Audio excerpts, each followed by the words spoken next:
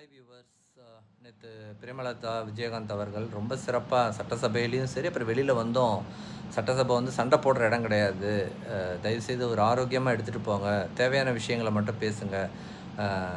பர்டிகுலராக ஆதவ அர்ஜுன் வந்து அவர் பேசும்போது தான் சண்டை வருது, ஒரு மாதிரி பிரச்சனைகள் அதிகமாகுது, கிட்டத்தட்ட 4 மணி நேரம் வரைக்கும் போகுதுன்னு ரொம்ப ஃபீல் பண்ணி சொன்னாங்க அவங்க. இது உண்மையாகவே வந்து பாராட்டத்தக்க வேண்டிய ஒரு விஷயம். ஏன்னா இது வந்து எம்ஜிஆர் காலம் தொட்டு அவர் விசஸ் கருணாநிதி, அதுக்கப்புறம் கருணாநிதி விசஸ் ஜெயலலிதா, அதுக்கப்புறம் ஸ்டாலின் விசஸ் எடப்பாடி பழனிசாமி, இன்றைக்கி விஜய் விசஸ் உதயநிதி ஸ்டாலின், இப்படி எதிர்கட்சி ஆளுங்கட்சின்னு மாற்றி மாற்றி என்ன பண்ணுறாங்கன்னா, ஒருத்தர் மேலே ஒருத்தர் சண்டை போட்டு திட்டிக்கிட்டு, நீ அப்படி பண்ணி வச்சுட்ட இப்படி பண்ணிட்டேன்னு சொல்கிறதும், ஏதாவது தேவையில்லாத விஷயங்கள் தான் நிறையா பேசி எதிராளியை டெம்ப்ட் பண்ணி சண்டை வலிக்கிறதாவே தான் போயிட்டுருக்குது. ஸோ நேற்று அவங்க சொன்னது, இதுக்கு வந்து யார் பூனைக்கு மணி கட்டுவான்ற மாதிரி நேற்று அவங்க தைரியமாக, இவ்வளோ காலம் எத்தனையோ பேர் வந்திருக்கிறாங்க சட்டசபையில், யாரும் இதை சுட்டி காட்டினது கிடையாது. நேற்று அவங்க உண்மையாகவே ரொம்ப சிறப்பாக சுட்டி காட்டினாங்க.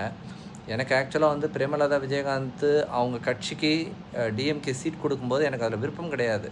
ஆல்மோஸ்ட் முடிஞ்சு போன கட்சி, இதுக்கு எதுக்கு உயிர் கொடுக்குறாங்கன்ற மாதிரி தான் நான் நினச்சிட்டு இருந்தேன். ஆனால் உண்மையாகவே ரொம்ப சிறந்த ஒரு மக்கள் பிரதிநிதியாக வந்து அவங்க செயல்படுறாங்க இந்த 100 நாளாக நான் அப்சர்வ் பண்ணதில். ஸோ கண்டிப்பாக அது வந்து இதை பாராட்டி ஆகணும். ஏன்னா இதுக்கு முன்னாடி வானதி ஸ்ரீனிவாசன் வந்து பழைய அசம்பிளியில் புதுசாக என்ட்ரி கொடுத்துருந்தாங்க. நான் ரொம்ப எதிர்பார்த்தேன் அவங்கக்கிட்ட, பட் அவங்களுடைய செயல்பாடு அந்தளவுக்கு சிறப்பாக இல்லை. அடுத்தது வந்து சபாநாயகர் அவர்களை வந்து பாராட்டியே தீரணும். இது வரைக்கும் எத்தனையோ சபாநாயகர்கள் அந்த சீட்டை அலங்கரிச்சிருக்கிறாங்க, சிறந்த பர்சன்ஸாக தான் அந்த சீட்டுக்கு வந்து உட்கார்ந்துருந்துருக்குறாங்க. ஆனால் இவருடைய செயல்பாடு வந்து உண்மையாகவே ரொம்ப சிறப்பு. ஏன்னா ஆளுங்கட்சியையும் எந்த இடத்துல கொட்டணுமோ கொட்டி அமுக்கி வேறு லெவல் அது உண்மையாகவே. ஏன்னா இதுக்கு முன்னாடி இருந்த சபாநாயகர்கள் பார்த்திங்கன்னா, ஏதோ ஒரு இடத்துல அவங்க ஆளுங்கட்சி மூலயமா தான் வின் பண்ணி அந்த இடத்துல உட்காந்துருக்குறாங்கன்றதை காமிச்சு கொடுத்துருவாங்க. இவர் அந்த மாதிரிலாம் இல்லாமல் எல்லோரையும் ரொம்ப ஈக்குவலாக ட்ரீட் பண்ணி, வாங்க வேண்டிய கருத்துக்களை உள்வாங்கி, எந்த இடத்துல பேசுகிறவங்கள ஸ்டாப் பண்ணணுமோ அங்கே ஸ்டாப் பண்ணி அவ்வளோ சிறப்பாக செயல்படுறாரு. கண்டிப்பாக வந்து அவருக்கு நம்மளுடைய சிறந்த பாராட்டுக்களை சொல்லியே ஆகணும்.